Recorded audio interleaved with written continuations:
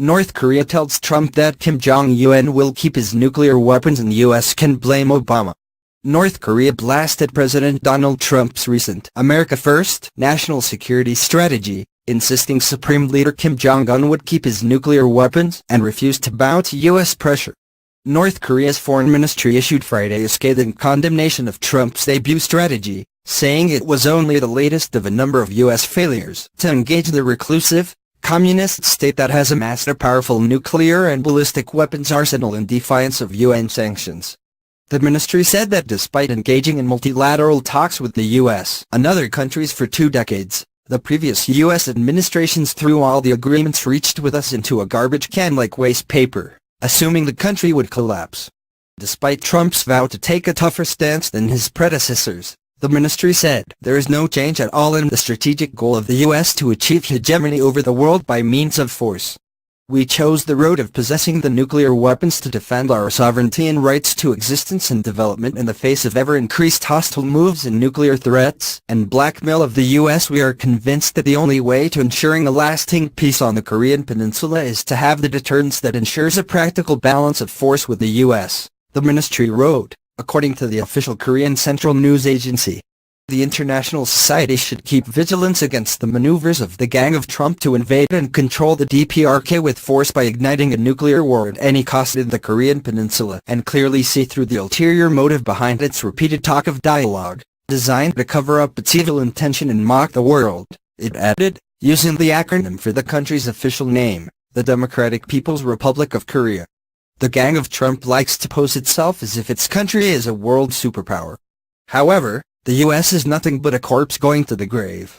The U.S. and North Korea's history began in the aftermath of World War II when the Korean Peninsula was seized from the Japanese Empire and divided between the Soviet Union and the U.S. Tensions grew between the two satellite states, and in 1950, a bloody, 3-year war broke out between the Soviet-backed North, with heavy Chinese support, and the South, supported by the U.S. and the UN, while an armistice was reached in 1953. With little territorial change, the two rivals technically remain at war today.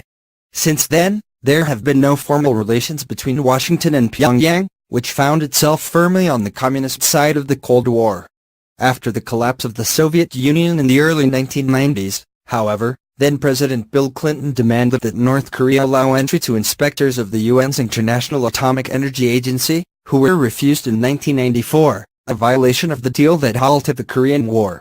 While carefully balancing escalation and diplomacy, Clinton managed to form the agreed framework between the pair, giving heavy oil and light water reactors to North Korea in exchange for a nuclear freeze, and the 4-party talks involving China and South Korea in 1996.